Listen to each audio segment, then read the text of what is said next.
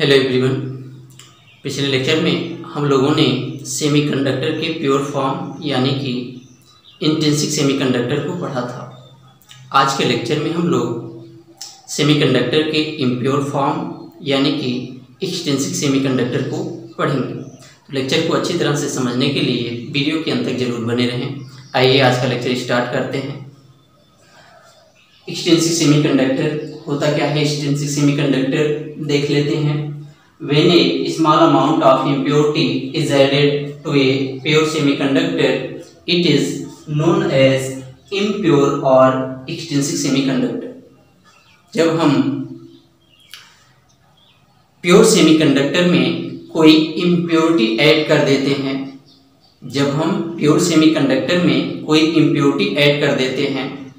तो इस तरह से जो कंडक्टर फॉर्म होता है उसको इम्प्योर और एक्सट्रिंसिक सेमीकंडक्टर कहते हैं। अब हम लोग ये समझें कि इस प्योर सेमीकंडक्टर को इम्प्योर करने की आवश्यकता क्यों हुई। प्योर सेमीकंडक्टर को इम्प्योर करने की नीड क्यों हुई? तो पिछले लेक्चर में हम लोगों ने प्योर सेमीकंडक्टर की कंडक्टिविटी को देखा था और देखा था कि इसमें कंडक्शन कैसे होता है। तो होता क्या है प्योर सेमीकंडक्टर में कि थर्मल हेजिटेशन से कुछ कोवैलेंट बॉन्ड ब्रेक होते हैं, बहुत ही कम मात्रा में कोवैलेंट बॉन्ड ब्रेक होते हैं, और जब पोटेंशियल डिफरेंस अप्लाई किया जाता है तो क्या होते हैं कि जो इलेक्ट्रॉन फ्री होते हैं वो मूव करना स्टार्ट करते हैं, या जो वहाँ से होल का क्रिएशन होता है वो मूव करना स्टार्ट करते हैं और एक लिटिल अमाउंट में करंट फ्लो होता है। प्योर सेमीकंडक्टर या इंट्रिंसिक सेमीकंडक्टर में जो करंट है वो बहुत ही कम मात्रा में फ्लो होती है, जिसके कारण इसकी ज़्यादा आवश्यकता नहीं पड़ती इलेक्ट्रॉनिक डिवाइसेस में।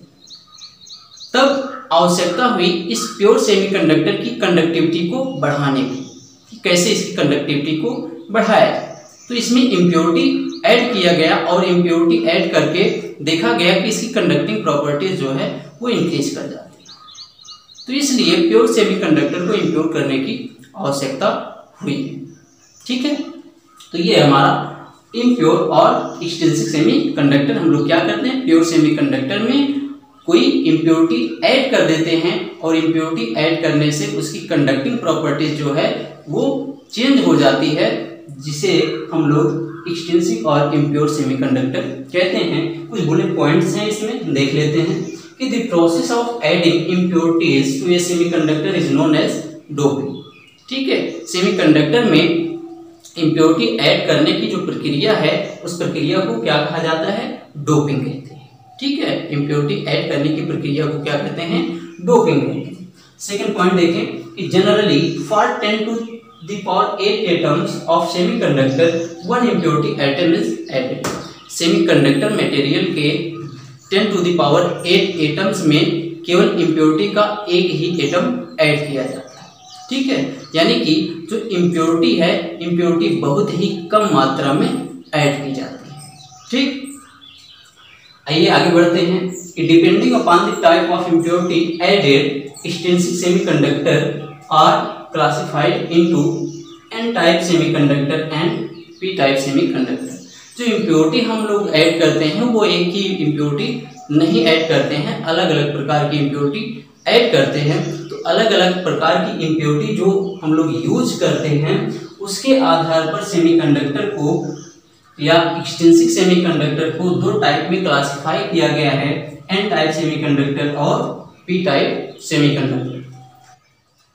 आइए देखते हैं एन टाइप सेमीकंडक्टर क्या है।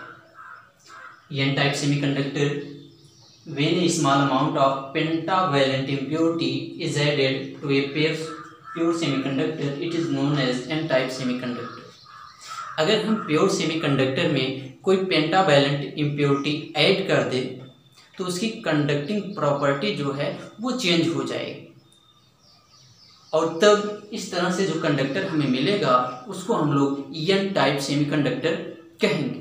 आइए एन टाइप सेमीकंडक्टर के बारे में कुछ पॉइंट्स को देख लेते हैं। The addition of pentavalent impurity provides a large number of free electrons in the semiconductor crystal. अगर हम प्योर सेमीकंडक्टर में कोई पेंटावैलेंट इम्प्योरिटी ऐड करते हैं तो उस क्रिस्टल में, सेमीकंडक्टर के क्रिस्टल में फ्री इलेक्ट्रॉन्स की संख्या बहुत अधिक मात्रा में बढ़ जाती है।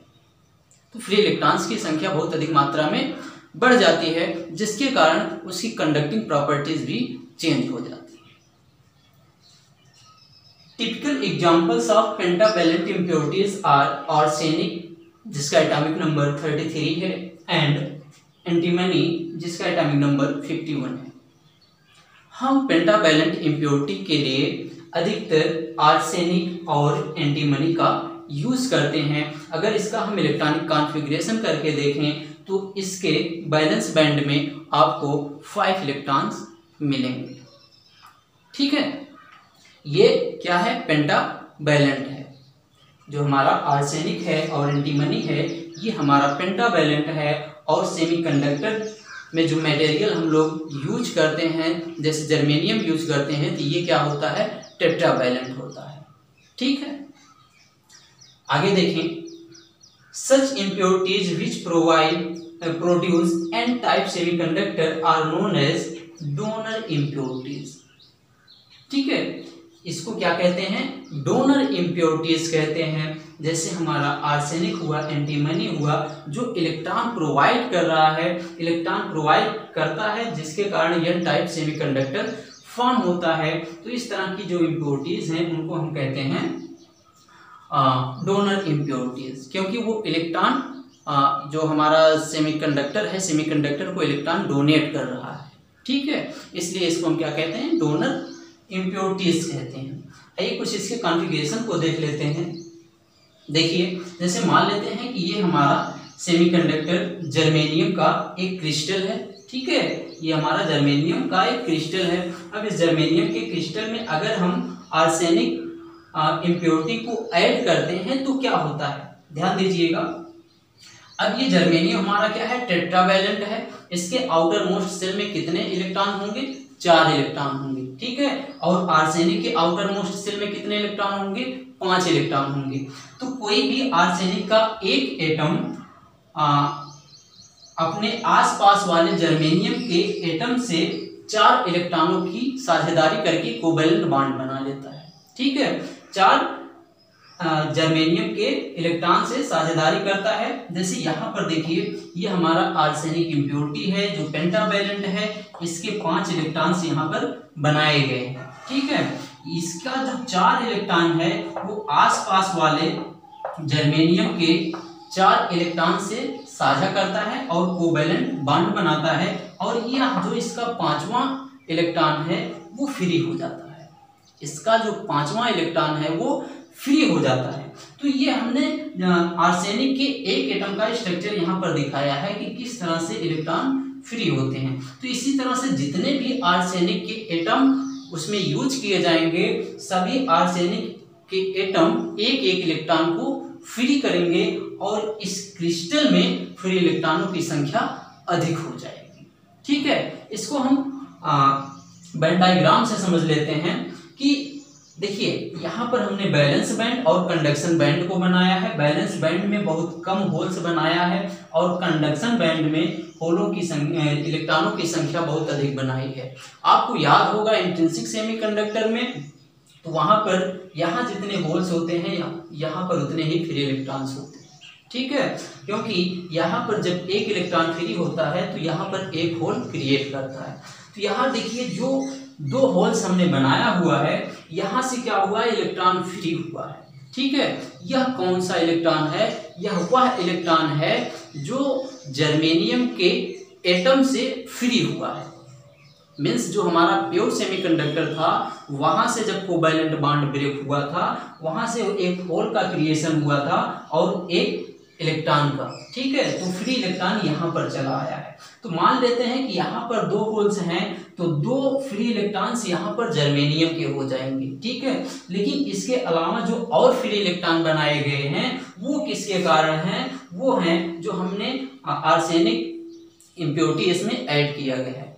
ठीक है, जो आर्सेनिक इम्प्योरिटी हमने ऐड किया है उसके कारण जो फ्री इलेक्ट्रॉन्स हैं वो यहाँ पर कंडक्शन बैंड में बनाए गए। ठीक, आगे हम देखते हैं कि एन टाइप कंडक्टिविटी क्या है। तो देखिए किस तरह से इसमें कंडक्शन होता है। जैसे हमने इंट्रिंसिक सेमीकंडक्टर में कंडक्शन बताया था, ऐसे हम बता रहे हैं कि एन टाइप सेमीकंडक्टर में कंडक्शन कैसे होता है। यहाँ पर देखिए ये फ्री इलेक्ट्रॉन्स हैं, ठीक है, और ये क्या है, पॉजिटिवली चार्ज इम्प्योरिटी एटम है, पॉजिटिवली चार्ज इम्प्योरिटी एटम है। ठीक है, एटम से जब एक इलेक्ट्रॉन फ्री हुआ था, एटम से जब एक इलेक्ट्रॉन फ्री हुआ था तो ये क्या हो गया था, पॉजिटिवली चार्ज हो गया था। ठीक है, ये हमारा पॉजिटिवली चार्ज हो गया था। तो इसी तरह से जितने भी इलेक्ट्रॉन फ्री होंगे सब जो है जो हमारे ये इम्प्योरिटी का जो एटम है वो सारा इम्प्योरिटी का एटम पॉजिटिवली चार्ज हो जाएगा। ठीक है, तो ये जो पॉजिटिवली चार्ज एटम है वो क्रिस्टल में पड़े रहेंगे और जो इलेक्ट्रॉन फ्री हुए हैं जब पोटेंशियल डिफरेंस अप्लाई किया जाएगा तो वो इलेक्ट्रॉन्स अब नेगेटिव टर्मिनल से पॉजिटिव टर्मिनल की ओर मूव करना स्टार्ट कर देंगे। ठीक है, नेगेटिव टर्मिनल से पॉजिटिव टर्मिनल की तरफ मूव करना स्टार्ट कर देंगे और करंट का कंडक्शन यहाँ पर होने लगेगा। ठीक, अब देखिए कि यहाँ पर सभी इलेक्ट्रॉन्स नेगेटिव टर्मिनल से पॉजिटिव टर्मिनल की तरफ मूव कर रहे हैं, नेगेटिव टर्मिनल से पॉजिटिव टर्मिनल की तरफ मूव कर रहे हैं। तो क्रिस्टल के अंदर जो करंट फ्लो हो रहा है वो किसके कारण हो रहा है, वो इलेक्ट्रॉनों के कारण हो रहा है। ठीक है, वो किसके कारण हो रहा है, वो नेगेटिव चार्जेस के कारण हो रहा है। क्रिस्टल में जो कंडक्शन है वो किसके कारण हो रहा है, नेगेटिव चार्जेस के कारण हो रहा है। तो नेगेटिव चार्जेस के कारण कंडक्शन हो रहा है, इसी नेगेटिव चार्जेस के कारण इसका नाम पड़ा है एन टाइप सेमीकंडक्टर।